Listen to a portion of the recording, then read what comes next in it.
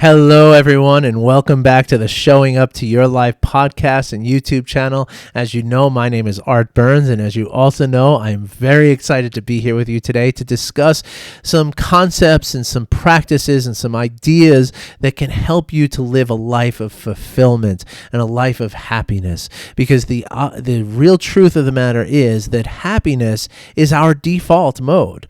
Happiness is our natural state, and it's only when we get in the way of our own happiness with things like stress and the reactivity that comes from stress and the negative emotions that cause the stress and all that stuff.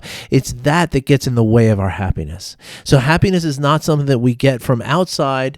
It's something that comes from within. And the practices and the concepts and everything that we talk about here in this podcast and on this YouTube channel are ways in which we can uncover and make room for that happiness to thrive and to flourish within us. And again, it is the way that your body wants to be. So it's really just about getting out of the way. And that's a really encouraging thing, I hope, for you. It's always been very encouraging for me.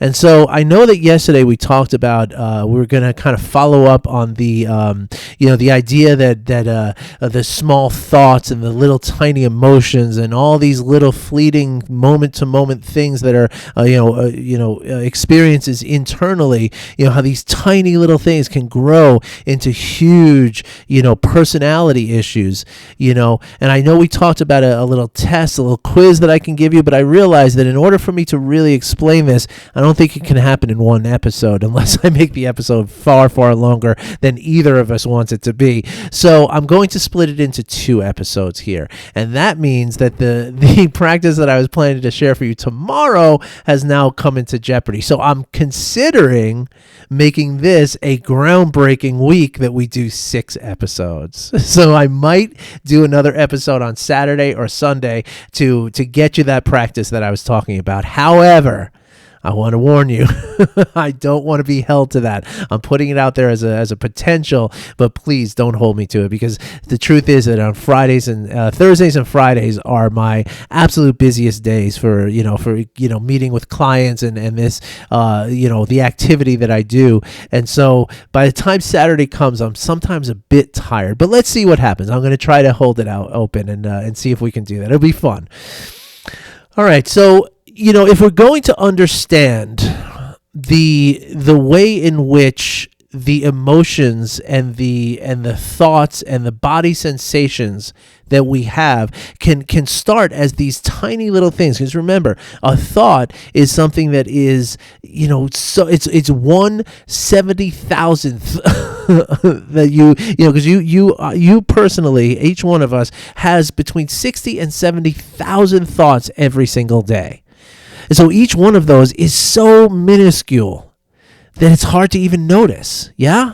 And so to understand how these things can grow into the big, difficult issues that we have, they can eventually evolve into our very personalities.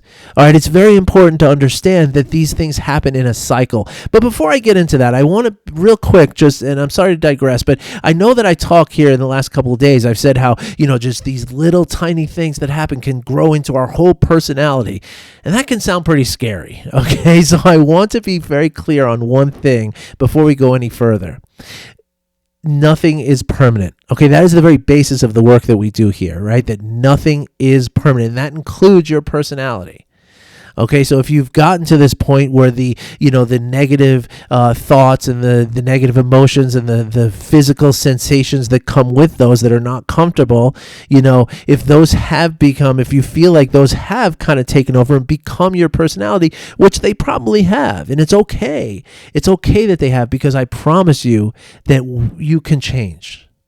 Even the deepest, most difficult personalities can be changed. In fact, I've read more than one story where people in their 90s have taken on this work and finished out their life in very happy places. So please don't be discouraged, okay? I just want to make sure that you understand that, okay? Like, I can picture people saying, well, why the heck am I listening to this podcast if it's too late? It is not too late. All right.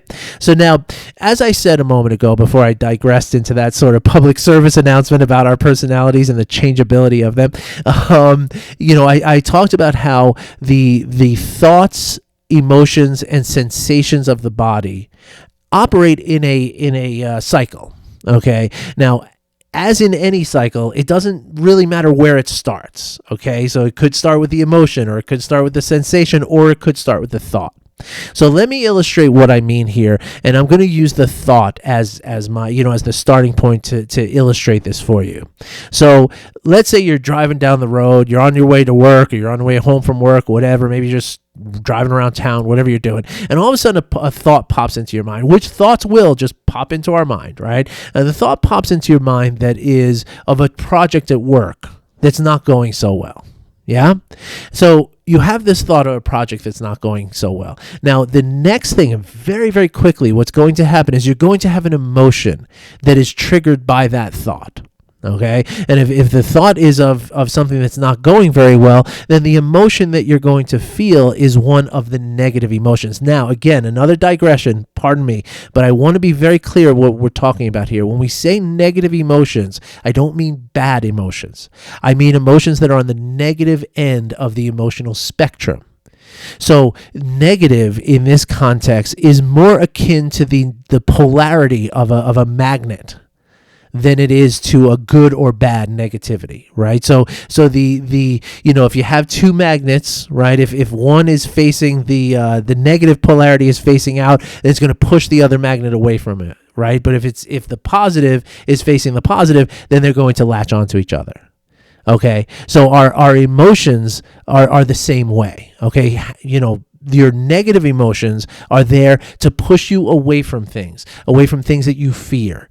Your positive emotions are there to draw you towards things that you love. Okay? So with that said, and by the way, one more thing. We're never, ever, ever talking about limiting our negative emotions. We're not talking about blocking them. We're not talking about shunning them, avoiding them, anything like that. What we want to do is we want to allow them to arise and to keep going, okay? But here's the thing. Instead of worrying about how to change the negative emotions, what we're going to talk about today is how to change the negative mental state that allows for that emotion. All right, this is going to make sense, more sense in a few minutes, but I just wanted to kind of give that other disclaimer out there. So getting back to our little drive, we're driving along and we have this thought about a project that's not going so well, okay?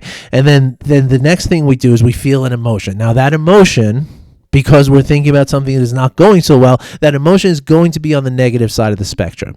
And that negative emotion might be something like fear, or it might be something like regret or shame or worry, right? And now that emotion is going to cause a sensation in our body. Now, that sensation, for the sake of argument, could be a kind of pit in the stomach feeling, right? Like maybe a little butterfly kind of feeling, right? Now, as soon as you feel those butterflies, that feeling in your body is going to travel up to your brain by way of this thing called the vagus nerve, which we'll cover in another episode. And then your brain is going to take that signal and it's going to say, uh-oh, yeah, I was right. Something's wrong here. And now it's going to inspire another negative thought. Now, this thought might be something like, because now you're in survival mode, right? You're worried about how you're going to, get out of this. And so now you're thinking about, who can I blame for this, right? Whose fault is it that it's not going well? And of course, it might be your fault, but you're not going to admit that to yourself in that moment. You're going to think of someone else who could be to blame. And so you think about that other person who didn't do that other thing on time, and that's why this project isn't going so well. And so now that thought of that other person is going to now produce another emotion. And this emotion is going to be one probably closer to anger. Okay, now anger is going to manifest in a different part of your body. Now remember, as we talked about yesterday and even the day before and the day before that, your brain is very used to getting that sensation, right? Your brain knows that when it feels that sensation from your belly, it's afraid. It knows when it feels the heat in your ears, it used to happen to me when I get angry, it knows that that's anger. And so it's going to respond to those in a very automatic and reactive way. And the cycle keeps going and going and going just like that, to the point where, hours have passed, maybe even days have passed, and you're just in this mood. The mood is this cycle that's happening. So now again, we're not talking about changing the emotions. The emotions are a result of something. They are not the cause of something. So what we want to do is we want to address the cause, not the symptom, not the result, because that's going backwards, yeah? So what we want to do is we want to address the source of that negative emotion, which means the source of that thought that we had, yeah? And remember, when it's a tiny little thought, right, it can very easily be flipped over and transferred, and we can say no, that's not true. That's not real, right? And once we do that, like how bad is the project really going? Is there time to fix it? Do I really need to be afraid like this, right? Because oftentimes we don't sit and ask those questions. And that's where we get into this, this cycle where, again, a few minutes later, an hour later, 2 hours later, something like that, we're in this just ball of stress and anger. Okay, so in the psychology of the work that we're doing here, right, there are 3 specific negative mental states that will always, 100% of the time, result in negative emotions. Now, we also know that in the spectrum of human emotions, there's like 108 of them, I believe. For some reason, that number pops out. I could be completely wrong, but for some reason, that's the number that pops out. But there are literally like a list of negative emotions that you can have, right? Or there's also a list of positive emotions, right? It might be 108 total, with half and half. I don't know. But the idea, though, is that everything that sits on the negative side of that spectrum of emotions is rooted in the emotion of fear. Everything that resides in the positive end of that emotional spectrum resides in the emotion of love. So what that means is that every negative emotion you could possibly feel, the anger, the hate, the resentment, the jealousy, the shame, the guilt, all of those, if you boil them down, they're going to be fear at the very bottom of that. And we also know that fear causes the stress response. Anytime your brain senses fear from your emotional center, it is going to do the only thing it knows how to do, which is to create a physical response in the form of the stress response, basically putting you into survival mode. Okay? So the 3 negative mental states that will always produce a negative emotion, which will always produce the stress response, these 3 negative mental states are called delusion, grasping, and aversion. Now, there's many different names for them, or a few different names for them. You might hear them, and these are all rooted in the philosophy and the psychology of Buddhism, actually. And this is not a Buddhist class here, and I'm not trying to convert anybody to Buddhism or anything like that. I'm not a practicing Buddhist, but these come from the science of Buddhism, which is pretty intense and pretty amazingly accurate to modern psychology and modern physics and everything else. So these 3 negative mental states. Now, delusion, you might sometime hear referred to as ignorance. Okay? Grasping, you might hear referred to as clinging or greed. And aversion, you might hear referred to as hate. There might be another word that I'm not thinking of right now. But so my point is that there's many different ways in which you might hear these things referred to, but this is what we're talking about. And so any one of these, or any one or any combination of these 3 negative mental states is always going to produce the negative emotions, which are always going to produce the stress response. So if we can address these negative mental states, then we don't have to worry about trying to stifle any emotions, which is very dangerous and harmful to us. Okay? So let's walk through these three mental states. I'm going to do delusion last, even though delusion or ignorance is what makes way for the other two. But it's going to be easier for you to understand, I think, if I do the last two first. Okay, so let's take aversion. Okay, aversion is, oh, no. This can't be happening to me. No. I can't do this right now. This is horrible. Okay. So let's say in a real world example, you walk out of your front door, you got a meeting coming up. You're really nervous about the meeting, but you got time and stuff, but not that much time, and you got to get to work and you're really nervous about it. And boom, you look at your car and you got a flat tire. Oh my gosh. Now, aversion to the flat tire says, again, wringing the hands, stomping the feet, saying, no, why today? This can't be happening to me today. This is terrible. I'm going to lose my job. I'm going to lose my client. This is going to be terrible. This can't be happening. So what you're doing then when you're engaging in that aversion, again, the emotions that are going to arise from that, which are going to cause physical sensations in your body, which are going to cause thoughts and more emotions, more physical sensations, more thoughts. That cycle, so that is going to put you in a place of fear. And that fear is going to cause the stress response. So as you're sitting there wringing your hands and stamping your feet and saying, this can't be happening, what you're doing is you're putting your body into a place of hyperarousal. You're putting your body into the survival mode. And from that place, guess what you're not going to be able to do so well? Change a tire, right? You got to change the tire either way. It doesn't matter how upset you get or how evenly you approach this, you have to change the tire because you still got to get to work. Yeah? So if you're spending your time sitting there getting into this place of hyperarousal, you might start sweating. You might, now you feel, all off your game. And again, the tire has not changed itself.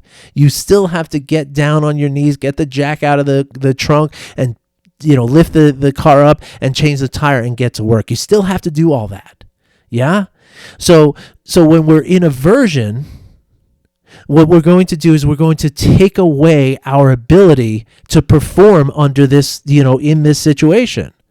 And then what you've done is now created a chain reaction because now you're taking a little longer. You're getting yourself all stressed out about it. And now, when you finally do show up to the meeting late with, maybe some dirt on your face or something like that, you're going to be not the person who you are. You're not going to show up with your full resources and your full ability to perform because of stress, right? Because when you go into the survival mode, you're not optimized to thrive. So the opposite of aversion is acceptance. This might sound familiar now, right? Because we talk about it all the time. If I accept, oh boy, flat tire, not good, don't love it, but it's got to be changed. Right? And if I can stay calm and just get the jack out, lift the car up and start doing it, well, I'm going to change the tire faster. I'm going to not make any mistakes while I'm changing the tire, most likely. And then when I finally do get to work and I'm a little late, I'm going to show up with my full capacity, my full ability. I'm going to be optimized as the wonderful, creative, amazing person that I am. Not this hot mess ball of stress. Yeah? Okay, so that's aversion. Now let's go to clinging. Okay, clinging is the sort of the opposing end of aversion, right? So aversion is pushing something away. Clinging is grasping onto it. Yeah, and so when we're clinging to something that we really love, what we're doing is we're engaging in the act, or we're engaging in the emotion, or we're causing the emotion of fear. Right? Because I'm clinging to it because I'm afraid of losing it. And so now that fear turns this good thing, this good experience, into a negative because it starts that same stress response. Because again, it doesn't matter if you're afraid because of something positive or afraid because of something negative. Fear is fear. And once your body feels it, it's going to trigger the stress response. So I have a great example for this one, that when I used to when I worked in corporate America many years ago, I used to go on vacations, just like everybody else. You had this vacation time. So I used to travel and, before kids and all that, so like, let's go down to the beach on Florida or the Bahamian Islands or something like that, from New York, quick flight, that kind of thing. That was my style. And so let's say I had a 5-day trip to the beach, right? Invariably, by day number 3, I would be thinking, oh my gosh, it's almost over. Right? In 2 days, I'm going to be getting on a plane again. There's so much more that I wanted to do in this vacation. Now I'm not doing it. So now what am I doing? I'm clinging. I'm saying, oh, no, I don't want this to end, right? So clinging is almost like the aversion to something, like the negative side of aversion somehow, right? Or the positive side of it. But anyway, what you're doing is now you're clinging and saying, no, I don't want this to end. This can't end. I love it too much. And so as soon as I do that, though, right, again, what I'm doing is I'm engaging. I'm afraid now. I'm afraid for the time that I have to say goodbye to this beautiful beach and get on the plane and go home. And so what happens now, for the last 2 days of my vacation, I don't even enjoy myself because I'm so, preoccupied and worked up from the stress that comes from the fact that the vacation's almost over. Okay? So that's aversion and clinging. Now, as I said, right, in many times, delusion is the one of these that actually causes the other two or makes space for the other two. And let me explain how this works. So take my experience in the beach trip, right? To say on day 3 of a 5-day vacation that it's almost over, well, that's not really true, is it? It's not really almost over. It's only halfway through. So we got we have as much time as we spent up till now to go. So it's not almost over, right? But you see, my mind created this delusion to say it's almost over. And so now I react from that place of misunderstanding, that place of ignorance. Yeah? And so part of what we do with mindfulness is we learn and build the skill to see things for how they really are, right? Same thing with the aversion, with the flat tire, right? I might be thinking in that moment, because I'm so worried about this meeting and I'm so, worried about the time and everything, I might think, well, geez, changing a tire is going to take me an hour to do. But that's not true either. In fact, if you're really focused on changing the tire, you're talking about maybe 10 minutes. Maybe. Right? Could even be less. And so if I see it as what it really is, and I say, wait a minute, this is only a 5 to 10 minute setback. If I put my briefcase down, take off my jacket, and get to work right now, this can be not a big deal at all. Right? But the delusion creates the aversion. The delusion creates the clinging on my vacation. I hope you can see how that happens. Okay? And again, any one of these or all of these is going to result in negative emotions. The negative emotions are rooted in fear, and fear is going to cause the stress response. Now, let's talk about how these can grow into personalities. Because that's what's happening. Remember, as I talk about here a lot, is that when we do something over and over and over again, we form habits. It's very simple. It's a very simple process. It's like math, right? It's 1 + 1 = 2, right?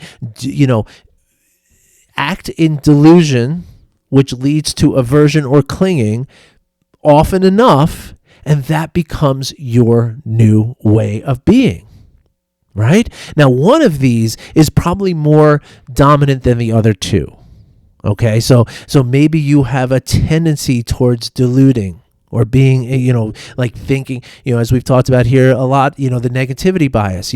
Some of us are more sort of susceptible to that, right? Some of us have a tendency to see the worst in a situation.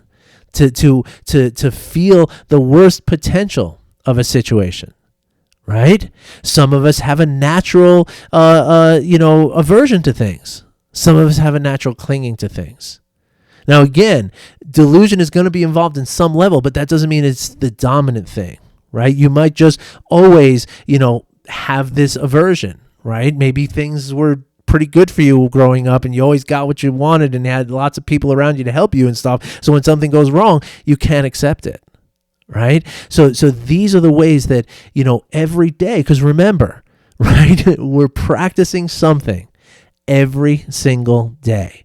So if every day of your life you are engaging in that aversion, right, in a moment-to-moment sense, yeah, we're talking about a moment-to-moment activity. And in each moment, if you recognize that you're feeling that aversion, that is an opportunity to accept whatever it is. If you're feeling the clinging, that is an opportunity to let go of whatever it is. If you're experiencing delusion, it's an opportunity to see things for what they really are. Yeah, but if we don't know that, which most of you probably didn't until you started listening to this podcast, maybe some of you did, maybe some of you didn't, but if you don't, which many people do not, then we don't know to change it, right? We don't know that in that moment to practice the opposite. And so therefore what we're doing is we're practicing the delusion, we're practicing the aversion, we're practicing the clinging. And over time, these become our personalities. So tomorrow, I'm going to go over a really cool little, first of all, we're going to go over the different signs, the different sort of traits of each one of these personalities, okay, a deluded personality, an aversive personality, a grasping personality, yeah?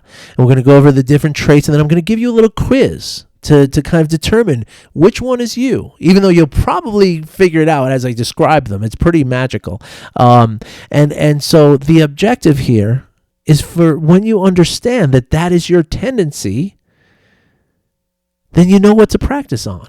You know what needs to be addressed, and you can address it. And you can do so in every moment that arises. You can change this aspect of your tendency. And, and this speaks very loudly as I talk about how these things become personalities. I want to remind you of this statistic that 77% of American adults, pre-COVID, 77% of American adults experience chronic stress, meaning every single day they're getting into the stress response. You are getting into the stress response. I used to get into the stress response. And so it makes perfect sense, right? That with all, if we're all walking around without the tools and the ability to recognize these negative mental states and to course correct for these negative mental states and put us into a positive mental state of, seeing what is, acceptance, and letting go. If we don't have those tools or that knowledge to see it, well, then all we're going to do is practice the other way. Because we don't know how else to do it. We're just acting automatically. We're acting unconsciously.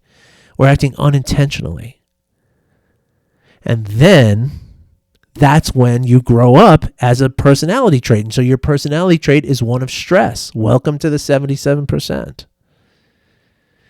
So tomorrow, I'm really looking forward to sharing that with you. And I hope that you're able to join, and I hope you're able to listen. And I invite any questions that you have about this. This is really important stuff. So I want to make sure that you understand this.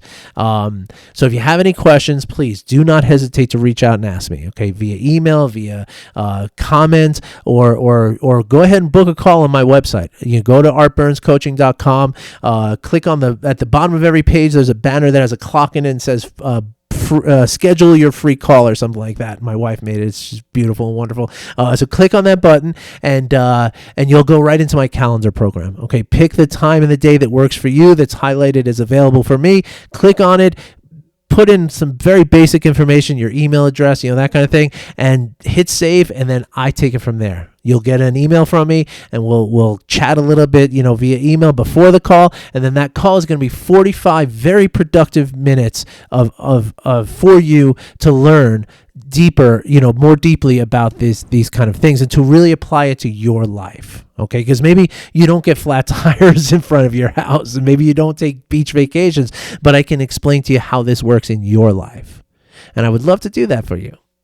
All right, everybody. Thank you again for listening. Thank you for watching. I'll be back again tomorrow and possibly even on Saturday or Sunday this week. So thanks again. I wish you well, and I'll talk to you soon. Take care.